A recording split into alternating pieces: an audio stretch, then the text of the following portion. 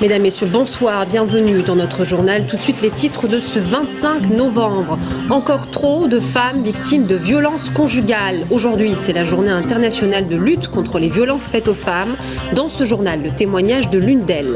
C'est aujourd'hui que la Banque alimentaire a commencé sa collecte. Nous irons dans un hypermarché à Saint-Cyr-sur-Loire. Et puis nous terminerons cette édition avec une exposition événement au château de Tours, organisée avec le Jeu de Paume à Paris. Plus de 150 photos sur la reconstruction des villes françaises. Et on commence ce journal avec ces images particulièrement symboliques. Pour cette journée internationale des violences faites aux femmes, regardez 146 silhouettes peintes en blanc d'1,70 m de haut, exposées sur le parvis de la préfecture à Tours. 146, c'est exactement le nombre de femmes décédées en France en 2010 sous le coup de violences conjugales.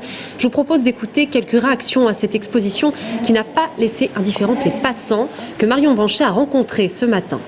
Il n'y a pas besoin de grands discours là. Je connaissais le nom de femmes tuées au cours de l'année pour violence, mais de les voir en réalité m'effraie encore plus. C'est vrai qu'on était loin de penser qu'il y avait tant de femmes en souffrance. Un sentiment de vouloir lutter, de vouloir aider ces personnes-là. Ça touchait beaucoup de monde, ça a donné des frissons. Et puis un autre chiffre tout à fait symptomatique de ce problème, 600, c'est le nombre d'interventions de police et de gendarmerie pour violences conjugales réalisées en Indre-et-Loire entre janvier et octobre 2011. Seule la moitié donne lieu à des poursuites. À Amboise, le centre d'hébergement et de réinsertion sociale Annie de Beaujeau accueille ces femmes victimes de violences. Claude Greff, secrétaire d'État à la famille, y était ce matin. Agnès Michaud a recueilli le témoignage de l'une de ces femmes. Si Nelly habite dans le foyer Anne de Beaujeu, c'est parce qu'elle a subi des violences conjugales pendant des années. La première fois, elle s'en souvient bien sûr, elle a cherché des excuses à son conjoint. Puis ça a recommencé, encore et encore, jusqu'à ce qu'elle en arrive à se dire qu'elle devait le mériter et qu'elle perde toute estime d'elle-même. J'étais par terre, il continuait à me rouer de coups. Donc je me suis vraiment vue par des moments avec des bleus partout. Puis en état, depuis que je suis mariée avec lui, j'ai perdu 15 kilos, on va dire. Tellement qu'on a le moral détruit et que voilà, on est énervé, on est fatigué, on ne sait pas pourquoi. Donc du coup, c'est la santé qui en pâtit. Et puis un jour, ça a été le déclic. Ça faisait 6 ans qu'on avait une vie commune tous les deux, 6 ans que c'était comme ça. Et donc là, j'en ai eu marre, j'ai dit stop, j'ai dit c'était fini, j'étais plus là pour subir ces violences et puis ces colères qui n'étaient pas méritées. Et donc je suis partie avec mes 2 enfants pour pouvoir leur offrir une bonne vie. Après 6 ans de souffrance physique et psychologique, elle en parle à une assistante sociale qui lui trouve une place dans un foyer en région parisienne, puis ici à Amboise. Aujourd'hui, elle se sent capable de reconstruire sa vie en cherchant un appartement et un emploi, même si elle reste plus réservée sur sa capacité à se remettre en couple. La situation de Nelly est loin d'être un cas isolé, puisqu'en 2011, 19 femmes victimes de violences conjugales ont été accueillies dans ce foyer avec leurs enfants. Nous avons accueilli 44 enfants, donc ça va du bébé à l'adolescence. Ces enfants sont pris en charge dans le cadre d'ateliers spécifiques sur ce qu'on appelle le groupe enfants témoins, où ils peuvent travailler avec l'éducatrice de jeunes enfants de l'établissement et une psychologue, la verbalisation des faits de violence qu'ils ont vécus dans leur milieu familial pour une meilleure reconstruction. Objectif, que les enfants comprennent bien que cette violence n'est pas normale, afin qu'ils ne reproduisent pas plus tard le même schéma. Et Claude Greff, secrétaire d'État à la famille, s'est rendu ensuite au Conseil général d'Indre-et-Loire pour rencontrer des bénévoles au stand des associations pour cette journée de lutte contre les violences faites aux femmes. Agnès Michaud a recueilli ses propos. Aujourd'hui, vous savez que l'homme violent est retiré du foyer et non pas l'inverse, puisque avant la femme était obligée de partir de son domicile. C'est le fruit de l'ordonnance de 2010 qui a été votée donc en 2010. Eh bien, elle commence à porter ses fruits. L'Indre-et-Loire, dans ce domaine, travaille véritablement pour optimiser son action. C'est tout cela dont il faut parler aujourd'hui avec la jeunesse. Elle est consciente qu'il y a des efforts à faire et en tout cas que tout le monde porte ce petit ruban aujourd'hui pour signifier combien jamais nous ne devons supporter l'insupportable. La violence envers les femmes, la violence envers les enfants doit être plus que jamais combattue. Et on en vient à ces images à 9h ce matin. Un bâtiment de 80 mètres carrés totalement embrasé à Mantelan, au lieu-dit La Planchette. À l'origine, un feu de chaufferie, 11 ternes de bois stockés dans une dépendance. Heureusement, pas de victimes. 20 pompiers de Loches, Ligueuil et Mantelan étaient sur place. En fin de matinée, l'incendie était maîtrisé. Et c'est aujourd'hui que la collecte de la banque alimentaire a débuté. Elle dure jusqu'à demain. En Indre-et-Loire, ce sont 120 points de collecte et 1500 bénévoles qui se sont donné rendez-vous dans tous les supermarchés. Cette année, elle espère récupérer 800 tonnes de nourriture. La banque alimentaire ouvrira ses portes le 2 décembre. Marie Vivant s'est rendue dans un hypermarché de Saint-Cyr-sur-Loire. Coup d'envoi pour 2 jours de collecte en faveur des plus démunis. Depuis ce matin, les 1500 bénévoles de la Banque alimentaire de Touraine sont répartis dans les supermarchés du département. Comme chaque année, l'opération est un succès auprès des clients. Et comme à chaque fois, on a acheté quelques boîtes pour la banque alimentaire, c'est normal. Malheureusement, il y a de plus en plus de personnes qui en ont besoin. Ça ne devrait pas exister, ces choses-là, comme les Restos du Cœur, c'est pareil. En Indre-et-Loire, la banque alimentaire compte près de 10 000 bénéficiaires. La plupart sont des personnes seules avec enfants, des retraités ou des étudiants. Avec la crise, leur nombre a encore augmenté cette année. Alors y aura-t-il assez de denrées collectées? Le président de la Banque alimentaire de Touraine est confiant.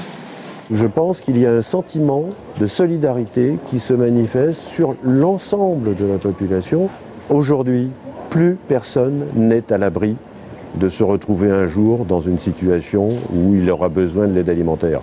Un divorce, un licenciement. Les dons proviennent également des fabricants agroalimentaires et des grandes surfaces. Les paquets de pâtes, de riz, les boîtes de conserve et les produits d'hygiène récoltés ce week-end seront ensuite acheminés à Saint-Pierre-des-Corps dans les entrepôts de l'association.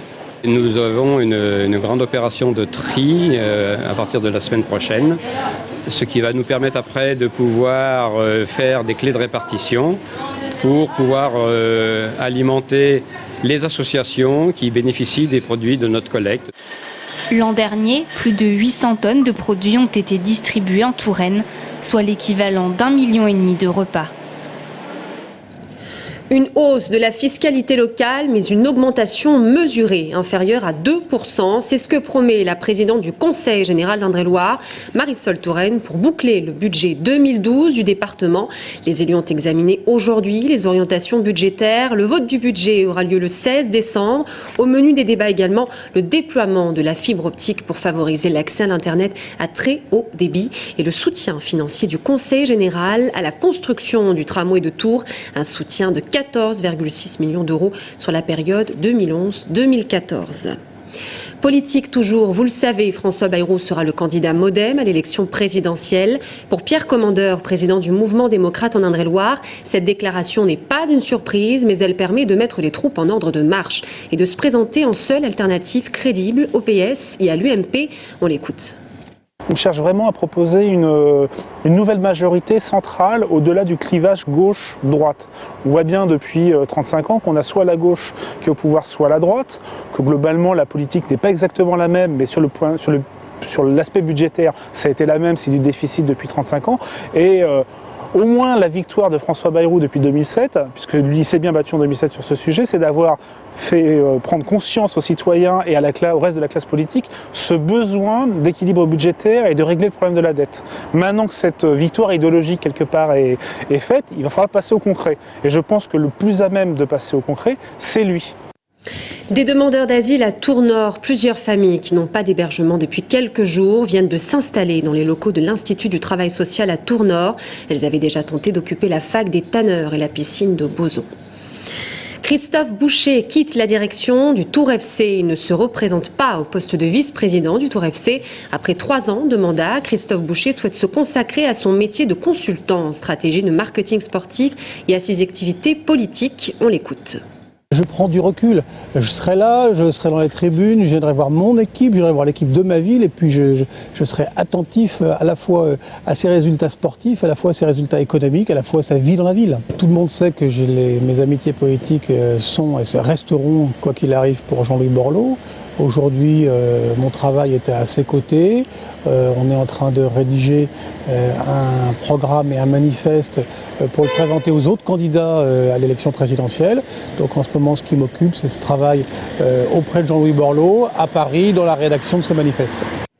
Et je vous rappelle que le Tour FC joue ce soir en championnat contre Arles-Avignon au stade de la Vallée du Cher.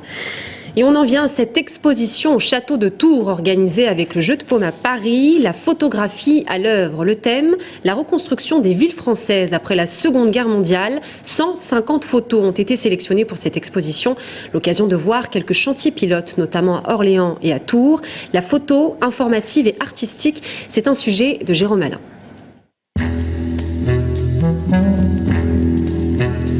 Ces images qui ont été choisies entre 36 000 négatifs, c'est-à-dire il y a 150 images dans l'exposition, mais il y a aussi des diaporamas, c'est-à-dire de projections d'images, il y a des films, c'est vraiment une exposition complète.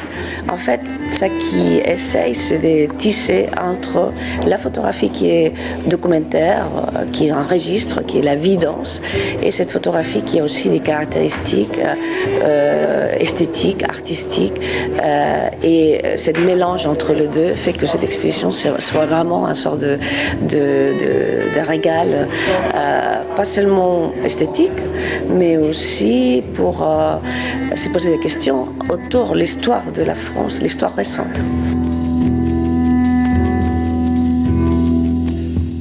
C'était l'occasion, en quelque sorte, de ces destructions, de moderniser la ville, donc d'avoir de nouveaux tracés, de nouveaux réseaux de fluides sous la ville.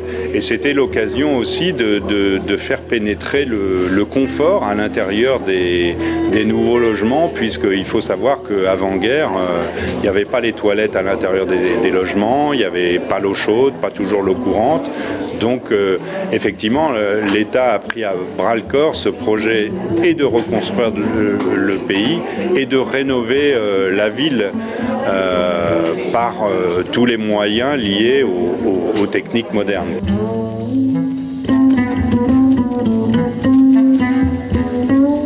Pour Tours, c'est l'occasion, on l'a présenté dans les photographies, ça a été l'occasion de l'apparition d'un certain nombre d'immeubles collectifs en périphérie, où on voit sur les photographies qu'on a présentées dans l'exposition l'aménagement de cités HLM au boulevard Tonnelet ou rue Merluzine, voilà, qui ont été beaucoup photographiées au milieu des années 50 aussi par les opérateurs du MRU.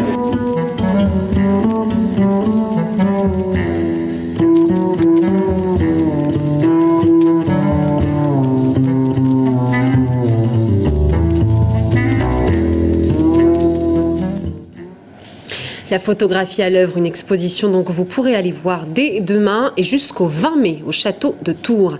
Et justement, que se passe-t-il ce week-end dans la région? Un tour d'horizon avec Jean-Maurice Prince, c'est notre agenda du week-end. 1945, la Seconde Guerre mondiale prend fin. Ça, vous le saviez, mais saviez-vous que jusqu'en 1958, le ministère de la Reconstruction et de l'Urbanisme a réalisé plus de 33 000 clichés qui rendent compte des préoccupations politiques et stratégiques de l'époque.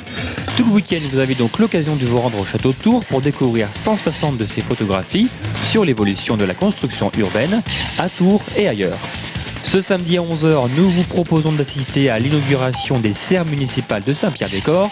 Située rue de la Morinerie, cette réalisation est un des premiers signes visibles du projet d'espace public arboré. Agrémenté d'un jardin récupérant les eaux de pluie, ce nouvel ensemble architectural est un lieu unique pour travailler plus efficacement. À découvrir donc dès samedi matin. Une foire au vin est organisée ce samedi au lycée agricole de Tours-Fondette. Toute la journée, vous avez la possibilité d'accueillir divers breuvages, champagne, vin blanc et vin rouge. Bien évidemment, on vous le rappelle, le tout est à consommer avec modération. Sachez enfin que les bénéfices de cette journée serviront à la réalisation d'un voyage scolaire pour les étudiants. Tout le week-end, rendez-vous au Vinci pour la première édition des Rendez-vous Gourmands de Touraine. Au menu exposition, conférences débats, animation musicale ou encore brunch. Concrètement, que les gourmands soient rassurés, tout ce qui se mange et tout ce qui boit issu de la Touraine sera à votre disposition. Bon, on ne va pas se mentir, mais 7h30 un dimanche matin, c'est tôt. Alors que vous soyez sur le retour de votre soirée du samedi soir ou juste très matinale, nous vous exhortons à vous rendre à la Ville aux Dames, la rando des Caillons, Des parcours de 8, 13, 20 et 25 km sont organisés pour cette petite balade entre les bords de Loire, du Cher et les vignobles montlouisiens. Bon week-end à tous.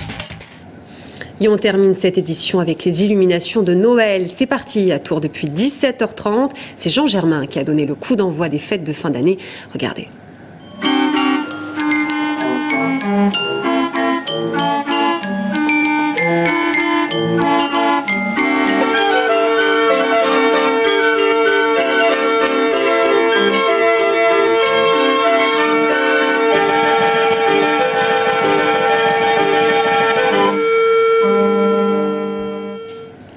Voilà, c'est la fin de ce journal. Merci à tous de l'avoir suivi.